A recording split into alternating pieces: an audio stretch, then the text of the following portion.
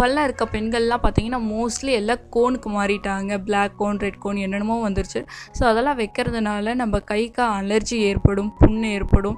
So இந்த மாதிரியெல்லாம் நிறையா வந்து பாதிப்பு ஏற்படுத்தும். ஸோ மருதாணி பார்த்திங்கன்னா அவ்வளோ இயற்கை தன்மை கொண்டதுங்க.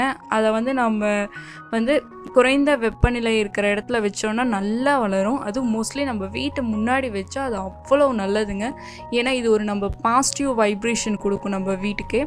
இப்படி வைக்கும்போது நம்ம வீட்டில் எந்தவித கிருமியும் அட்டாக் ஆகாமல் பாதுகாக்குங்க. ஸோ இது நல்ல ஒரு காற்றையும் நமக்கு நல்ல சுவாசம் வந்து சீராக இருக்கிறதுக்கும் இது பயன்படுது. ஸோ இதை வைக்கிறதுனால நமக்கு நகைச்சுத்தி அது மாதிரியெல்லாம் வராதுங்க. மோஸ்ட்லி பார்த்திங்கன்னா ஆண்களை விட பெண்களுக்கு தான் வந்து உடல் சூடு அதிகமாக இருக்கும். அதனால தான் அந்த காலத்துலேயே எல்லா பெண்களுக்கும் கையிலையும், கை விரல்லையும், கால் விரல்லையும் மருதாணி வைக்க சொல்கிறாங்க. ஸோ இப்படி வைக்கிறதுனால நகைச்சுத்தி அதெல்லாம் வராமல் தடுக்குங்க.